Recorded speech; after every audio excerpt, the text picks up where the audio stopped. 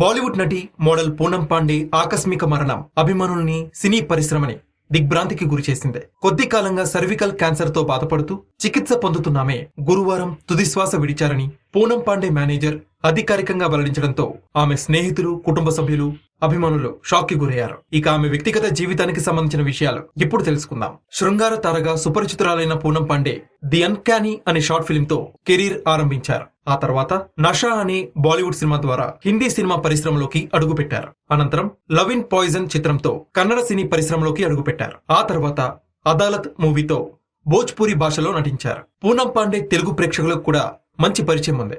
ఆమె Malini and co cinema ద్వారా తెలుగు సినీ పరిశ్రమలోకి అడుగుపెట్టారు. హిందీలో జిఎస్టీ, ది జర్నీ ఆఫ్ కర్మ అనే చిత్రాల్లో యాక్ట్ చేశారు. ఇక టెలివిజన్ రంగంలో ఫెయిర్ ఫ్యాక్టర్, లాకప్ అనే రియాలిటీ షోలో పూనం పాండే నటించారు. అయితే బాలీవుడ్ లో రాజ్ కుంద్రాకు సంబంధించి పాన్ స్కాండల్ కేసులో పూనం పాండే పేరు వినిపించడం సంచలనం రేపింది. ఈ విషయంలో రాజ్ కుంద్రాపై హైకోర్టులో కేసు బుక్ చేసింది. తనతో కాంట్రాక్ట్ ముగిసిన తర్వాత కూడా రాజ్ కుంద్రా, ఆయన సహచరులు అనైతికంగా తన కంటెంట్ ని ఉపయోగించుకున్నారని చెప్పింది. ఇదిలా ఉంటే పూనం పాండేకి విలాసవంతమైన జీవితం అంటే ఇష్టం. మోడల్ గా, హీరోయిన్ గా రాణిస్తూనే ఖరీదైన వాహనాలు, నివాసాల్లో జీవించారు. ఆమెకి అత్యంత ఖరీదైన కార్లంటే చాలా ఇష్టం.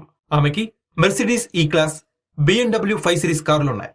వాటి ఖరీదు సుమారుగా 2 కోట్ల రూపాయలు ఉంటుందని అంచనా వేశారు. కాన్పూర్ కి చెందిన పూనం పాండే మధ్యతరగతి కుటుంబంలో జన్మించారు. అంచెలంచెలుగా ఎదిగి టాప్ రెమ్యునరేషన్ తీసుకునే శృంగార తారల్లో ఒకరిగా ఉన్నారు. తాజా అంచనా ప్రకారం ఆమె ఆస్తి సుమారుగా 100 కోట్ల రూపాయలు ఉంటుందని పేర్కొన్నారు. ఇక పూనం పాండే గర్భాశయ క్యాన్సర్ కారణంగా చనిపోయినట్టు సమాచారం. అసలు గర్భాశయ క్యాన్సర్ అంటే ఏంటంటే, గర్భాశయంలోని కణాలు అసాధారణ స్థాయిలో పెరిగి చుట్టుపక్కల కణజాలంతో పాటు అవయవాల్ని ప్రభావితం చేస్తుంది.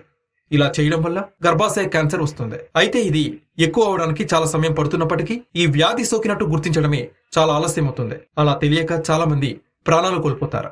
ఈ వ్యాధి సోకినట్టు కూడా చాలా మంది రోగులకి తెలియదు. అలాగే ఈ గర్భాశయంలో ఏర్పడిన క్యాన్సర్ కణాలు శరీరంలోని ఇతర భాగాలకు కూడా వ్యాప్తిస్తుంది. ముఖ్యంగా ఊపిరితిత్తులు, కాలేయం, మూత్రాశయం, యోని వంటి ఇతర భాగాలకు కూడా చేరడంతో వ్యాధి తీవ్రత పెరిగి త్వరగా ప్రాణాలు కోల్పోతారు. పూనం పాండే విషయంలో కూడా ఇదే జరిగింది. అందుకే సడన్ గా ప్రాణాలు కోల్పోయింది. ఈ గర్భాశయ క్యాన్సర్ రాకుండా ఉండాలంటే ముందుగా ఓ వ్యాక్సిన్ వేయించుకునే వీలు కూడా ఉంటుంది.